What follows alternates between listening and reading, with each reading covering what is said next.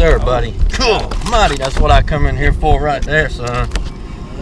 What I'm talking about, Randy. That's old Jerry Williams' largemouth right there, ain't it? Golly, did you see him hit that thing? That's what I come in here for. I didn't think I'd get many bites in here, but I was hoping they were going to be like this. Get a picture? Yeah.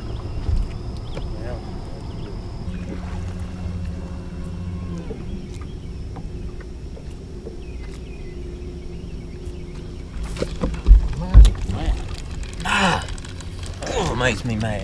That was a bad thing.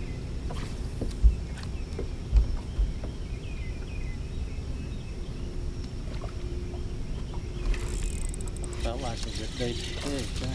He looked bigger than that, didn't he? Yeah. That's real cute, though. Oh, yeah.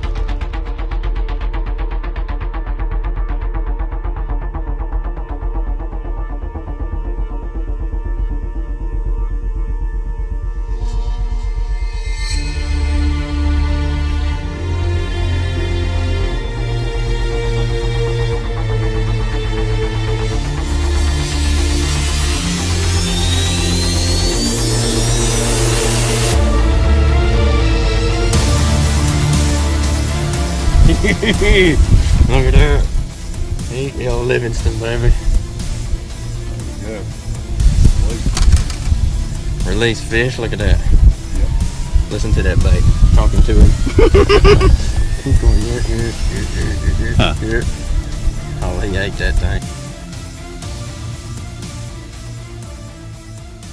Hey folks, Randy Howell here in the garage at home to do my wrap up. We lost a lot of good video at Dardanelle last tournament because it rained and thunderstormed so much, and I don't want to get my camera wet the way I have it plugged up, so I had to take it down several times to get it dry. So we missed a few key fish catches, but you'll see some of the ones.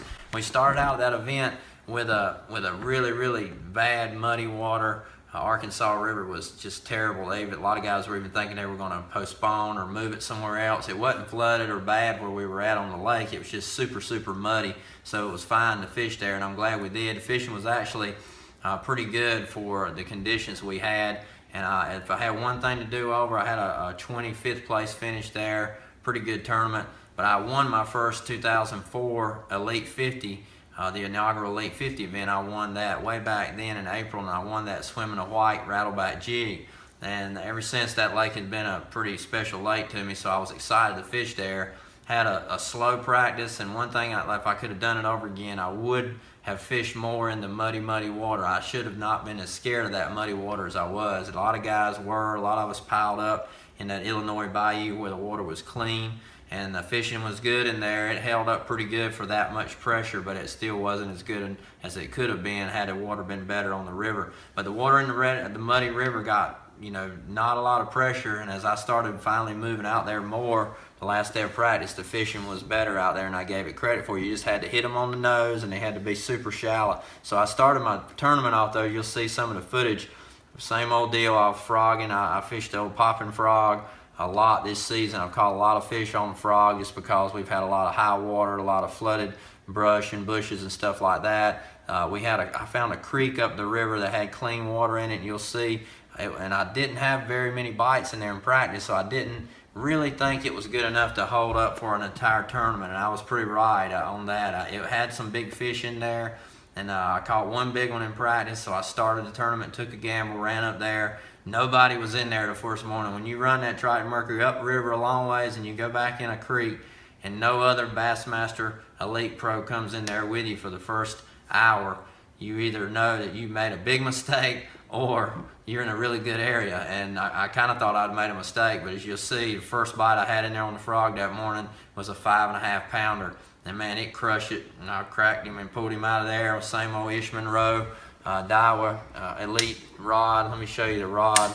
We've talked about this rod a lot of times. This is like a rerun here. We talked about it so much this year, but I've caught a lot of my fish on this setup this year. I'm telling you, I've not broken a single rod. All this new Daiwa Tattoola Elite stuff is top notch, unbelievable stuff. Ish's rods have the AGS guides on the rods, and when I say that every time, it really does make a difference. They're super light. They're Daiwa exclusive guides that are composite. They're real light, and what that makes a difference, not just that the rod feels light, but when you're fishing a frog and you got that rod in your hand and you got no weight on your blank, it gives all your balance right here in the palm of your hand with your reel. And this is the Tattoola SV reel, the 8.1 retrieve. The purple little color tab on the end indicates the retrieve. It's the 8.1 super fast retrieve. So when you hold that in your hand right here to work your frog, you got all the motion right in the wrist, so you can twitch, and you can make that frog walk. And I was skipping it up in these little small, shallow reed clumps, and the water was 6 inches to 12 inches deep, super shallow. So you had to lay it in there, not make much noise, and just barely walk it and keep it in one spot. And finally, fish that was up there would crush it, or you just wouldn't get a bite at all. I had quite a few fish bite it that didn't eat it, but that one big one right off the bat was the key. That rod, 70-pound Daiwa Samurai braid, and also Daiwa J braid. I go back and forth from the two depending on which reel I'm using. So that was the key for that frog bite. Well, that frog bite lasted about 45 minutes the first morning. I caught another one that I missed on the frog, and I threw back with a Cinco and caught that one. It was about 3.5 pounds. The first day I had a good bag, was in the top 10 or 15, something like that. I can't even remember now. That mostly came on the frog, and I caught a few flipping. So as the frog bite died, I kind of moved over to the flapping hog and started flipping the flapping hog. And I flip the same rod a lot of times, the Ishman Rowe frog rod, because it's light, like I say, and it's balanced. And if I don't need a super long 7.6, 7.9, or 8-foot rod, I'll just stick with that 7.4 because it's so balanced and light. I can pitch good with it in shallow water, not overset the hook. You don't want to jerk too hard, and that's something I'm going to tell you in a second. It was a big key to catching fish there. Bass Pro XPS tungsten, I use their tungsten. They've got really good tungsten weights at Bass Pro, painted. They're not overpriced like a lot of tungsten is. They're really good. Same 70-pound Daiwa braid. And then my 4/0 Daiichi X-point hook. I always use that X-point style hook, and I bend it out so it hooks the fish a lot better. That's the setup on there. My good old dependable flapping hog. And most of the time my flapping hog, my favorite color, I've said before, is 955 is the color number, and that's watermelon, black, and red. It's like 3 or 4 different laminate colors there, and that's my favorite color, all the time. In that muddy water, I caught a lot on the regular solid black with red flake. That's a good dirty water. Black with blue flake, black with red flake is the obvious muddy water colors, what I was using there. And then also this other color that I've started fishing a little bit, it's called mowed grass. Look at that color there. That's becoming one of my favorite colors because it's kind of got a cut brim look to it. You see it's got a purple purple, blue, green flake, and that dark looking, kind of a dark watermelon color. That's a good color for when the water gets a little cleaner. That's my 3 colors on that. Flipped that deal, caught some flipping in those reeds. Well, that bite fell apart kind of after day 1. I went back day 2. And day 2, I couldn't even get a bite in there. I had a couple blow-ups, missed it, didn't even catch any. So I was like struggling almost noontime. I didn't have but 1 or 2 little fish. You might see I missed a few, lost a few in those reeds. Super calm, hot weather, no wind blowing. They were just dead inactive, and it was dead. I mean, I took off, panicked, got out of there a little bit late, got out there and started swimming my white rattleback jig around wood in the muddy water, and then also flipping that same white, just a big white crawl in that muddy water as well. I was flipping that, and you might see I caught several fish. I didn't catch a lot of fish in this tournament, so there's not going to be a lot of footage because we missed some of it with the rain. But a big old bulky crawl type bait right here. This is a different bait. Yamamoto doesn't make a big flapper style crawl like this. And when I'm trying to imitate a big shad, and what I saw in that tournament that made me kind of key in on that, the reeds that I was fishing, some of the reed patches had big gizzard shad that were like 5 to 7 inch long gizzard shad, and the shad were coming to the surface of those reeds, eating the scum and algae, and they'd swirl on the reed. You'd see a little swirl, and every once in a while the bass would just, you suck them in. And when I noticed that, they were real white shad, and the water was super muddy, and you couldn't see that deep, and the black would just disappear. Well, I decided I'd pitch to white, so I just put the crawl in there and pitched to white in that muddy water, and it gave a little pearl flash, and it looked like that gizzard shad swirling. Immediately, I caught a fish doing that in the tournament on day 1, and it kind of started fishing white more in that muddy water. I've never really done that much in muddy water, but I ended up catching a few key fish like that. And as I got away from that creek, I decided to just stay out there and start fishing the muddy water more, catching them on that swim jig. It's a rattleback, and I used a single, this is the original Lunker Lure, single rattleback jig. It's got the 1 rattle on it, and it's got a 5/0 Gamakatsu hook, and that's my best hook, my best setup on that jig right there with that. And any kind of double, I use a twin tail Yamamoto trailer. Sometimes I use this little flapping trailer here, just the same. That was the setup there, and let me show you this. This is the Andy Montgomery skipping jig rod.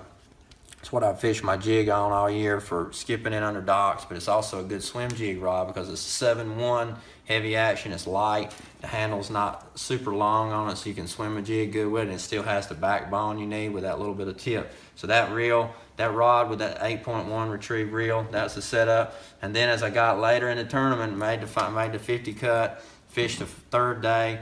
That's the date I decided I'm not going back upriver. I'm going to stay in the bayou there, stay closer to home. A lot of rain and storms were coming that day, and I figured less boats, 50 less boats, I could get out there and fish some of the community water with my Livingston crankbait. And that's kind of how I'd done well there over the years, is cranking those ripraps and stuff. So I got out there that day, and I made a change, and I changed from my red Guntersville crawl color and my shad color, and I decided I'd try this yellow crawl. And it's a bright yellow, kind of a yellow-green back, just a good-looking crawfish color from muddy water. And this was the ticket. This is the thing that gave me, and you'll see, hopefully, it was raining a little bit. Hopefully, it got the video there, but I caught 2 good ones in a row off one little rocky point, and then 1 small keeper. And then I caught one on a jig, I think in front of that same little dock off one of those points, and ended up just junk fishing around there, and I caught 4 by like 9:30, and I thought, man, I'm gonna catch a big bag down here today because a couple of them were good fish. And then as tournament fishing would have it, it got dead. I didn't catch another fish, didn't get another bite. Went forever that last day before I got number 5, and it is so hard some days to catch number 5, and I didn't want to run back up river. Didn't have a lot of time, and that's where your mind starts playing tricks on you. You gotta either make a good decision or make your decision good, and I had to kind of make my decision good after it was over with that day because I didn't have time to run that far. So I started getting back out there flipping, and man, I kept setting the hook hard with braid, and when that water's this deep and you're flipping a crawl or something up in those reeds or a jig and they bite it, you can't snap and just jerk so hard. I hit several of them, crack, and I'd spin them out in that 6-inch water, and they just spin out and flip, and the hook would never get them. And I hope you'll see this last one I caught was my 5th fish that day in the reeds this deep. It was so shallow, and I'd picked that bullet weight up, you'd almost see it sticking out of the water. It was that shallow. And the last bite, with like an hour to go, I catch a 3.5 pounder, swing him right in the boat. And this time when he bit, I said, don't jerk. And I just kind of leaned, popped into him, hooked him right in the top lip and swung him in. If I had done that, I lost another 4 or 5 pounder on a log where I jerked too hard. I'm remembering all this stuff as I'm reliving it. And there's a lot of bites that got away that week that usually don't get away, but I jerked a little hard. So remember that if you're fishing super shallow water flipping, especially with braid and heavy cover, you know, don't jerk so hard. You don't have to be a hero when you jerk. Just sit there and tighten up and crack them. When you got a good Daiwa rod and braid like that, it's gonna hook them good. So that was my pattern in a nutshell. I caught all the fish on those 4 or 5 baits right there. I took a top 25 and came to the house. I'm thankful that I had a top 25 there. I moved up now to 13th in the points. If you remember, we were crying the blues in this same garage back in February, being in 70-something place. And we've come back out of the hole all the way back to 13th now. So the end of the season is coming, and still a lot of time left, and you never know what could happen, man. I could keep right on going, hopefully get all the way back up and be in contention for Angler of the Year when we get to Mille Lacs. You never know, so that's my goal. The Lord's blessed us, and we're thankful for that. Guys, remember, kingshome.com, the $100 ticket donation is online right now. It's available. Tickets are always there. Go online and can get them. King's Home has a really cool Randy Howell King's Home t-shirt available on there right now. All the proceeds for those t-shirts and any donations for boat tickets and all, of course, goes to the homes and the budget there for the women's homes, kids' homes on all the 4 campuses there all around Central Alabama. Great charity. We love those guys. They've got a pottery division there now that's really grown big, and they're rehabbing a lot of the ladies in the place there at King's Home and Hannah Home are making pottery and learning to make that, and they're selling that pottery, and those proceeds go as well. So as Christmas starts to come around, they make some really cool Christmas ornaments, so check that out also on kingshome.com. So for now, that's about it. Hope you enjoy our videos. Watch the catch with Randy and Robin. Our show, the latest one was up there just recently. We did in Texas. It took a little while to get up there because we lost some of the footage. We got some of it back and still salvage and make a good show out of it. So be watching The Catch with Randy and Robin on the YouTube channel, and The Catch with Randy and Robin's YouTube network. Go on there and check it out. Like it, share it. So until we see you on the road. Thank you guys for following us. We love all of you. God bless. We'll see you on the love seat.